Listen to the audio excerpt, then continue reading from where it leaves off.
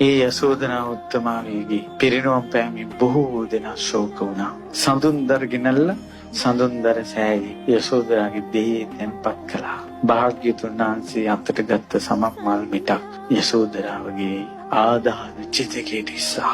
මේ යසෝදරා සංසාරේ චද්දන්ත හස්තියා වෙලා මහ බෝධිසත්වයෝ දල කපාගෙන ගියාට පස්සේ මැරුණට පස්සේ ඇතා ඒ ඇතින්න කැලේ තියෙන දර ඔක්කොම ගෙනල්ලා තියලා ඇතා ඒ දර උඩට දාලා මැරිච්ච තමන්ගේ ස්වාමියා ඇතින්නියෝ 10000ක් සමග ඒ ඇතා උපස්ථාන කරපු පසේ බුදුරජාණන් වහන්සේලා 500ක් ඉස්සරහා ඒ චද්දන්ත ඇතාගේ ඇතින්නේ ඒ ඇත් දේහය ආදාහනය කළා ගිනි තියලා ඇතින්නියක් වෙලා ඉද්දී ඒ පිනේ යසෝදරාට තියෙනවා. යසෝදරාගේ ආදාහනයේදී බුදුරජාණන් වහන්සේ මල් මිටක් ඉස්සා ඒ චිතකයේ දැල්ලුණා ඉබේම පිරිමියෙක් ගිනි තිබ්බේ නැහැ.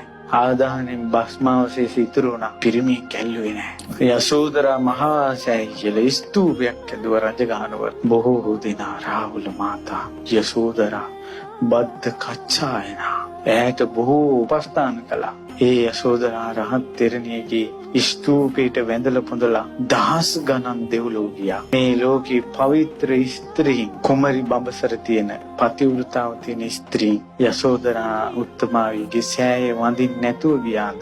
ජීවිතේ කිලිසාගත් අය සෑය මළුවේ ඇසිරුණාද? එදාට යසෝදරා සෑය ගරා වැටිලා ගියා. ඒ අතීතේ හිම මැකිලා ගියා. මිනිස්සු යසෝදරා වෙනුවෙන් විකාර කවි කිව්වා. විකාර සින්දු හැදුවා. විකාර චිත්‍රපටි හැදුවා. යසෝදරා උත්තමාවියගේ නිකලස් ජීවිතේ පවිත්‍ර ජීවිතේ මෙච්චර අනුභව සම්පන්න ජීවිතේ හැම ගෙදරකම වඳින්න ඕන කියන පණිවිඩේ සමාජයට ගියේ නෑ. හැම යම් ගෙදරක ස්ත්‍රියක් සිටිනවා නම් යසෝදරාවට වැඳිය යුතුයි. සසරක කර්ම ගෙවෙනවා. බුදුරජාණන් වහන්සේ සරණ ගියා නම් ඒ ලෝතුරා සම්මා සම්බුදුරජාණන් වහන්සේගේ සම්බුද්ධත්වයේ ඉක්මන් කරපු යසෝදරාවට බුදුරජාණන් වහන්සේ ගැන තියෙන බුදු සරණින් අපි වැඳිය යුතුයි. ගරු කළ යුතුයි. සියලු පිරිමින් යසෝදරාවට වැඳිය යුතුයි.